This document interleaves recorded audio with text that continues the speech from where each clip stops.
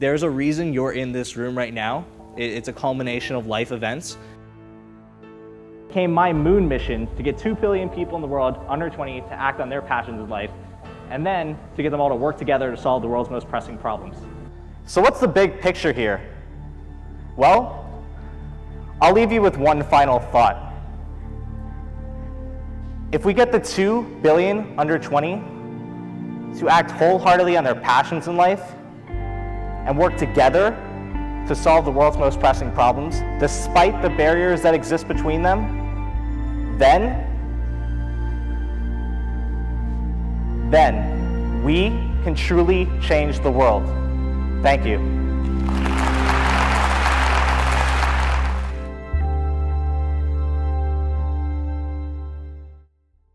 I'm sitting with Jared, Kleinert, right? That was perfect? Yeah. Okay. That was second time.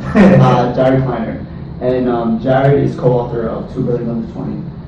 As you know, as most of you know, my audience, we probably introduced 2 Billion Under 20 in a lot of different ways, whether, talking about different people or the upcoming book, different things like that. You'll see a lot of press release about that. But 2 Billion Under 20, very, very unique in the sense that it's one of the very few books, if any, that bring over 75 individuals together. 75 young individuals. We're not talking about people in their mid-20s. We're talking about people that are 13 years old, right? When you first started the book. Yeah. Okay. So we're talking about from 13 to 23 when he authored the book with Stacy Pereira. So, Jared, just tell us why this came about. Yeah. I don't know how many of you are familiar with the Teal Fellowship, but November of 2012, Stacey and I were in New York for there's lighting problems too. Teal Summit. Yeah, we're for the Teal Foundation Summit. We were in New York, and I was supposed to actually miss the final talk of the event, but my plane was delayed, so I had walked out of the venue, saw my plane was delayed, so I walked back in the venue, listened to the final talk of the summit, and the talk was about how there were 20 people selected for this program called the Teal Fellowship each year. There were about 200 people in the room that day, and 2 billion people in the world 20 years old or younger. And so that 2 billion under 20 nugget sat in my head for a couple months, and in about 3 months after that, like February 2013, I was in the shower thinking about how that concept could apply to different industries. And then for some reason I thought about a book, and I was like, oh, what if we brought together really smart, ambitious young people in order to share their stories, get more young people to act on their passions, and get more young people to do really cool stuff. Right. So pitched that idea to the Teal Foundation's Facebook group, and within a half an hour there was like 50 likes on the thread, 60 comments, 3-4 people wanted to be my co-author, 2-3 people had sent in stories already for the book. There's a couple haters on the thread, which means it's a good idea. If no one's hating, then something's wrong. But ended up attracting Stacy to join me on the project, and we hit it off from there. I mean, it was probably the first 20 or 30 people out of the 75 came from that community, and then we kind of poached all the other Forbes 30 under 30 lists or the Inc list. If you were 20 and under at the time and you were on one of those lists, you got a phone call or an email from me. And just put the book together. And then there's just a ton of editing and a ton of back and forth trying to get a publisher, and a ton of back and forth with our publishers, and now it's out. Yeah.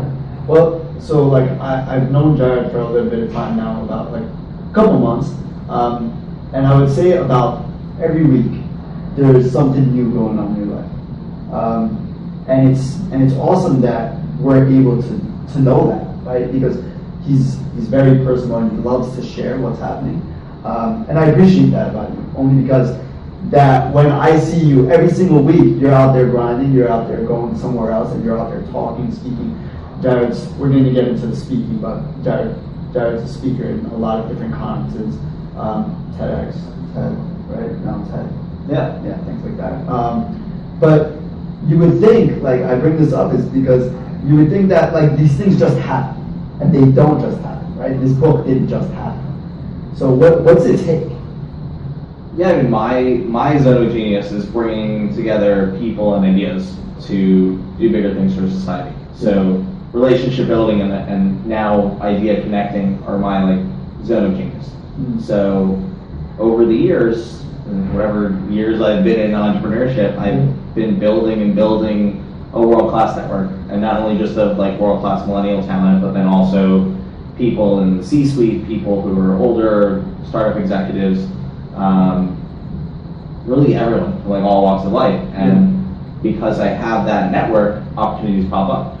Yeah. And then also when you portray yourself in a positive way and you're always sharing what's going on, and you brand yourself properly, then new opportunities arise. So we had someone, you just mentioned like TED at IBM, which I found out like 2 days ago, as we're recording it now, that I was selected as a speaker for TED at IBM in October. Cheers. Cheers. Check my empty water glass. Wait, here, I'll give you That's a first. Yeah, actually, I was supposed to have lunch here. I was like, we should do a lunch interview. I got lunch. And I got lunch. I'm on a raw diet this week, so I left my salad at my other office and therefore can't eat with you. Anyhow, what was I saying? Yeah, so having having a world-class network and really just building strong long-term relationships with everyone allows these opportunities to come about. Opportunity breeds opportunity because people like to hang around with winners. So if you portray yourself in the right manner, you have the right mindsets, you're positive and you're hustling, things will come your way. And there's also this concept of leverage. Like if we have a book coming out, how can we leverage that? It's not just book comes out, a few hundred copies or a few thousand copies are sold, and then like you go on with your life. No, I can leverage this to grow my speaking business. I can leverage this to launch different businesses under the 2 Billion Under 20 brand with Stacy. I can leverage it to pitch my next book, which I'm going to be pitching to publishers in August. I'm going to be leveraging it for my personal brand and for really a lot of stuff. So I guess those are 3 top concepts. Leverage, really strong relationship building, and just portraying yourself in a very positive, hustle-minded brand. Yeah, and what's awesome is that through this leveraging, through this book, right, you built an opportunity for so many other people, right? Like those 75 contributors now have so much more, I would say, not appeal, but now they have like a forum, right? They have a forum to spread like how they got to this position, right? Yeah, it's a credential booster for everyone in the book, and that's one of the ways that we can bring people together to contribute to this book. It's I always look for how I can provide value to others if I want them to do something for me. So it's like I try and create win-win-win situations. Yeah. And where's my other thought with this? I'm blanking. I had another really great thought. But I'm talking about opportunities for the people in the book. We definitely want to create more opportunities for our community members and our contributors. However, there are a few that have really stuck out that are very meaningful. There's 2 nuclear scientists in the book that actually started dating and started building a company together and working on new technologies because they met through the community. And that just blows my mind. And they might either save the world or blow it up. I don't know, but we'll find out. They doubly love each other during it. And then, my friend Rob, who's not in the book, but he's in the 2 Billion Under 20 community, he found a post in our online group from Daniel, who's one of the contributors to the book, about a casting call for an ABC family show. This was months and months ago. And Rob followed up on it and kept going, kept flirting with the show, and then he's actually going to be on this new show called Job or No Job that comes out in August. Wow. Like major ABC family show, all because of the 2 Billion Under 20 community. Wow. And there's a handful of stories like that. I mean, we've had people in the group have successful Kickstarters or be able to interview people for shows. Like you probably met Justin through this group, or similar ways. So it's really that's really interesting to me. And I want to continue to offer that to more people, and not even just people in our community. Like hopefully readers will be able to get those same synergies, get those same connections through something they read in the book, and then they want to reach out, or if they read the book, think of someone, connect with them, and then go start a company. Yeah. Is there any one or two stories in the book that like? You can't do that to me. Oh, of course. No, because one thing stood out to me right yesterday when you posted something in the community, and like so Jared's been posting the different stories of the different contributors. Yeah. So we have the book, and then we have this like online community for 2 billion under 20. Yeah. So the last one you posted, right, and a girl on the story you posted, she lost about how much weight? There was Michaela Chapa lost Yes. 170 pounds. Yes. Saved her life. Yeah, Michaela Chapa. Just read this book, and she's in it, right? Yeah, Okay, and what's awesome. cool about her is she's not a young entrepreneur, she's not a scientist, no one's ever heard her story. I met her very spontaneously, and her story is going to resonate with anyone who's struggled with weight loss. Yeah. I know, like last year, at the beginning of 2014, I was 230 pounds. And now I'm like Really? 190 or 193 or something like that. I haven't weighed myself in a while. Wow. So I've lost 35 pounds or 37 pounds in the last year and a half. Wow. And her story like really speaks to me Yeah. in terms of just how she was able to do that. And there's also interesting components where she had worked with Stanford and like done some experimental surgeries in order to help her with that progression. Yeah. So there's interesting technological ties into her story. Also just like the mental case with that, because a lot of people are like, oh, you had gastric bypass surgery and that's cheating. No, it's a lot of hard work Yeah. to get to the point where you can have that surgery and then to maintain it afterwards. It's absolutely amazing because a lot of those people, they end up getting their weight back, right? Yeah, that's actually one of the stories most press don't talk about. Most people want to talk about Jack Andreka and how he's developed an early detection test for pancreatic, lung, and ovarian cancer. So they want to talk about Talia Storm, who's a new virgin recording artist in Scotland, who was like discovered by Elton John at 13. We have a lot of people in the book like that who are, really big stars in their own world, or Kevin Briel even, who has 2 or 3 million views on his TED Talk and deals with depression and mental health in a funny, comedic way. So we have a lot of stories like that, but then I also think it's cool that we sprinkled in the stories you might not otherwise hear, like Michaela's story. Yeah, and I think just Michaela's story is really important because, She can have her own book. she could one, have her own book. Two, there's so many outlets for all those, all the startup stories. We all hear them, right? Like the Twitters and the Facebook and how Zuckerberg did this and that. Right? Like, you have so many outlets for that, right? But a big thing of what we're trying to do at Aspire is kind of break down that psychological barrier to success, right? Because there's that psychological barrier, I can't get to this place. I can't just wake up and start a company. I can't just wake up and lose 200 pounds, right? It just doesn't happen like that. And they're right, it doesn't happen like that, but they need to know that it's doable, right? And I think stories like I think you would enjoy then how we set up the book, because there's 5 main parts to the book. We go start, risk, journey, learn, and succeed, which are the 5 steps towards finding and acting on your passions in life and or being successful. Nice. So there's about 15 stories in each part of the book. Yeah. Michaela's is a success story, or she's part of the succeed part.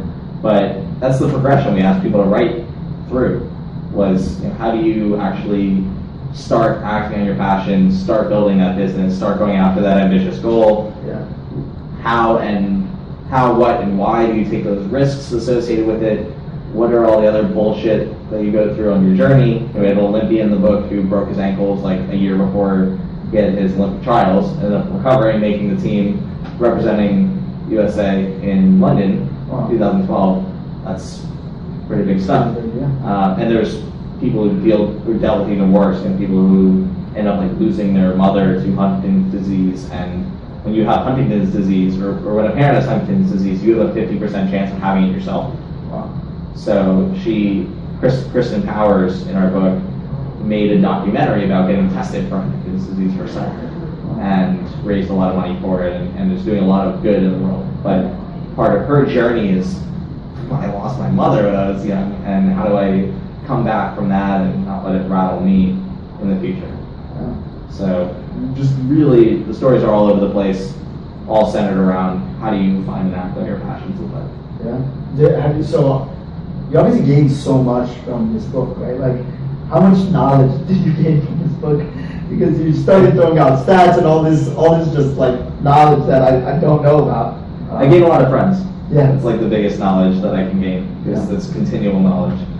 I can go to a lot of these people and ask them for their expertise in whatever field they're in. So we have subject matter experts in all these different walks of life and from all over the world, because there's people from 20 different countries in the book. So it's really been fun, and it's, even if the book sold 5 copies, like me, Stacy, my mom, her mom, and you bought a copy, I think it's still a success, because at least for me and Stacy, we've developed these really strong ties to the community members and the contributors, and you guys have all intermingled and created this mastermind of sorts, where all the neural networks are connecting in this online mind, and cool things are happening. It's amazing what this community's personally done for me, but it's amazing what I see on the community. Every time you go on, it's just everybody's so willing to help, right? And to be perfectly honest, I don't think we've done a great job of like running our online community. I think part of our post-book launch focuses are going to be, how do we continue to provide value to our contributors and our community members, and how do we connect them better serve them. Right? So I don't even think we've done the world's best job. There's other communities out there that I think are doing a better job, or whatever the case may be, but yeah, the potential is there for so much. And I think the quality of the community is just so high. It's world class. Yeah, it really, exactly, it is world class, and everybody, you're right, other communities are probably facilitating better.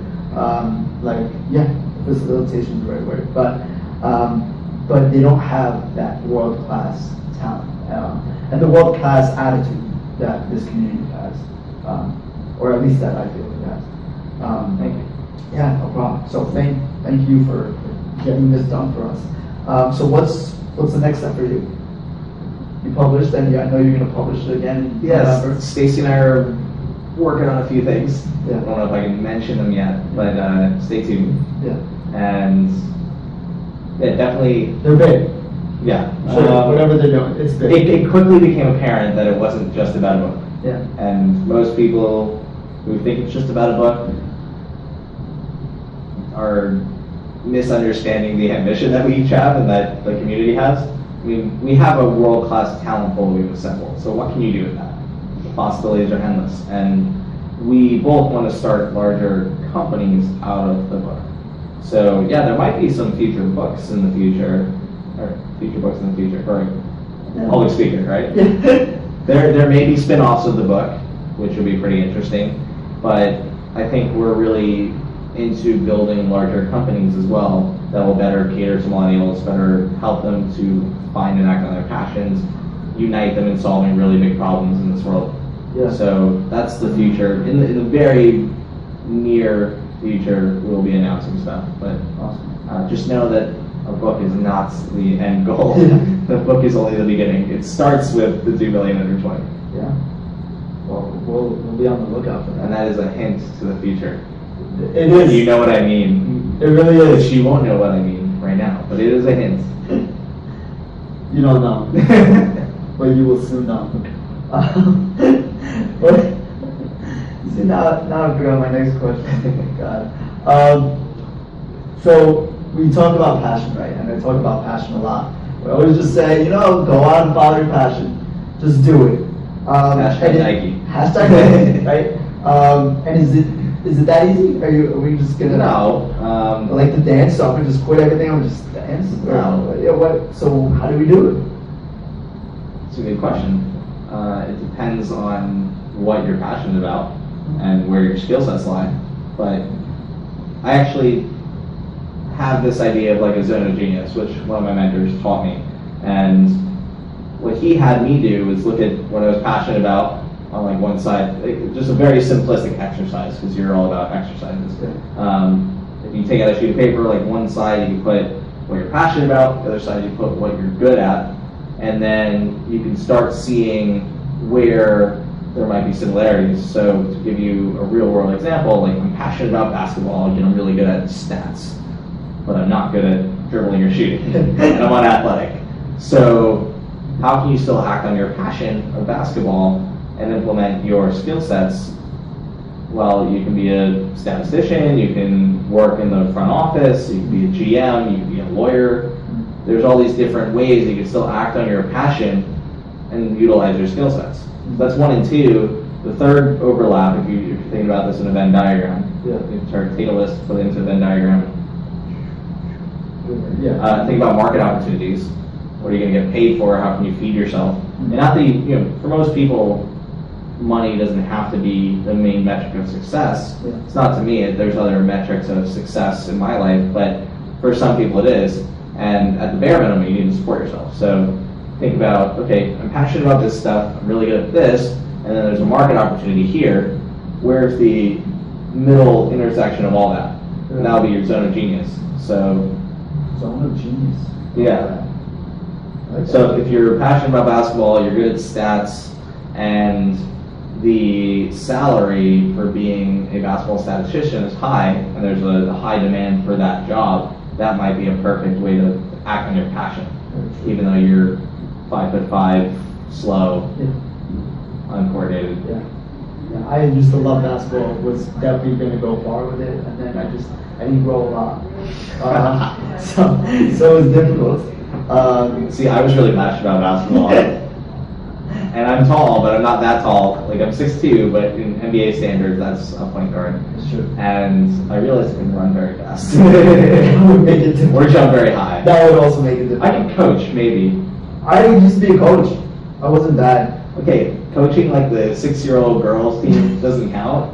I used to coach my church college. Still doesn't count? Yeah, whatever. Love you guys. But Mina coached like the D7 church team. oh, it was like the real thing. It was the real thing. How are you gonna just? I don't even know what to say anymore. No, I'm just kidding.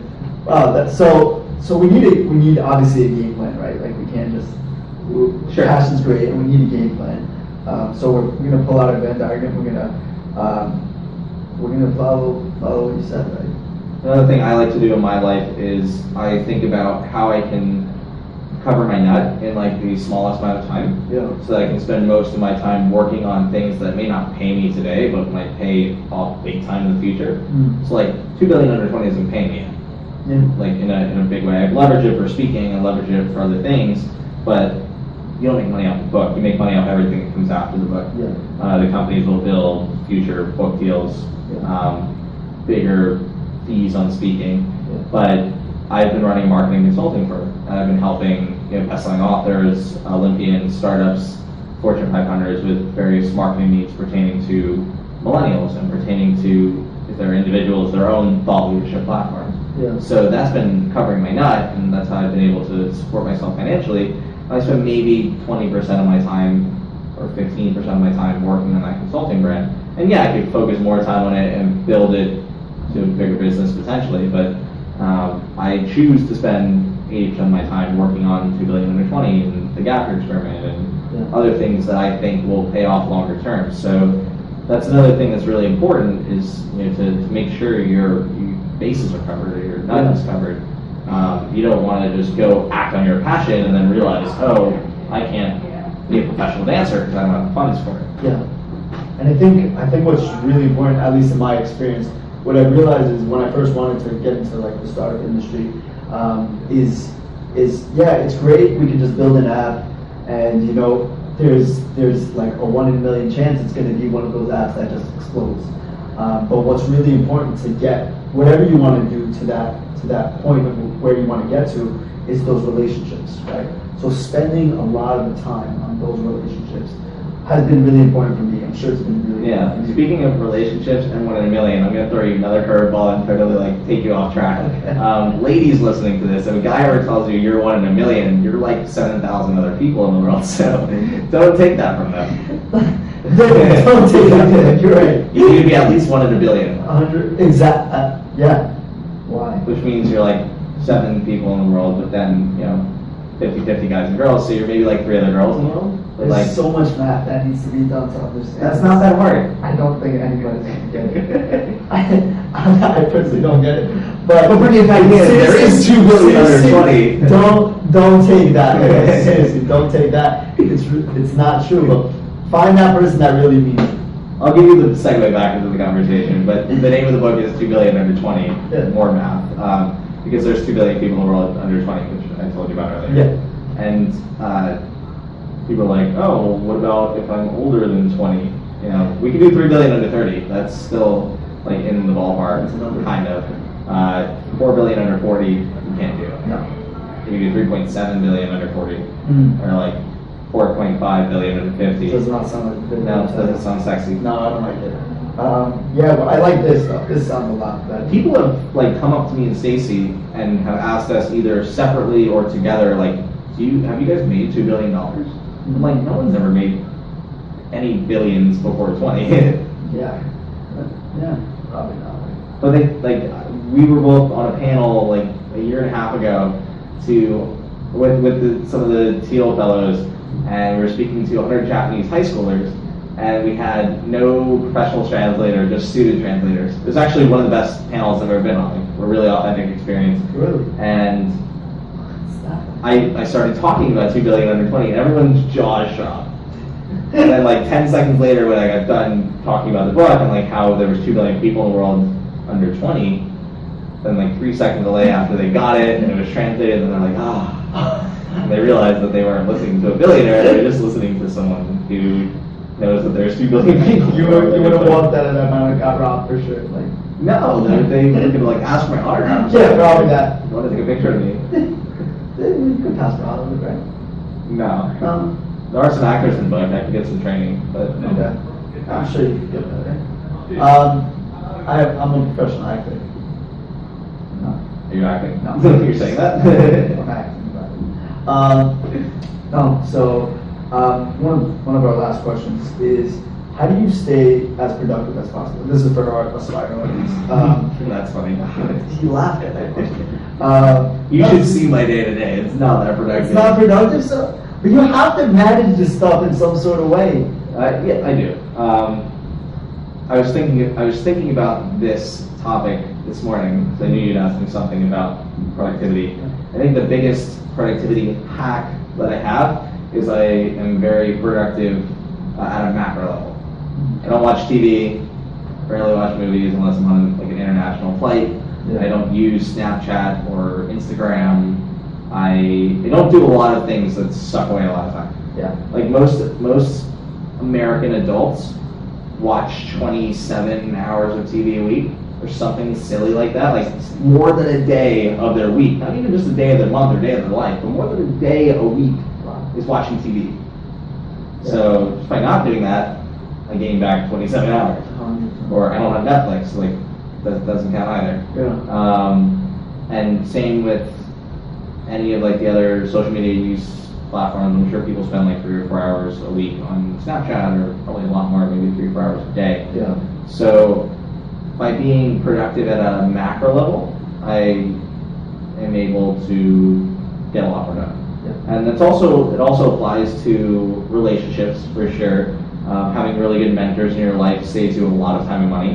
Yeah. I have a lot of mentors who not only advise me on what to do, but what not to do. Yeah. And some of those what not to do scenarios will probably save me decades and millions of dollars by it. Yeah, I liked, we were together like a couple weeks ago and you said something like, we were talking about like one of the mentors or something, and you're like, yeah, somebody's lost a lot of money on that project, and he just saved me so much money for myself. I'm not happy to not do that. So I just found that really funny. Yeah, it's true. And it's really powerful to have those in your life. And also working on the right projects. I mean, you can sink your head into a startup for 3 years, and if it's not the right thing, then you wasted 3 years. So, be productive at a macro level. Yes, you can be productive at a micro level. Those are all very good things, but if you're productive at a macro level, then you're saving yourself a lot of time. Sure. That's awesome. We won't even get into like the whole college thing. Yeah. Yeah. That's a whole different discussion. That's a different like talk, lecture, whatever it is. Part 2. Definitely part 2.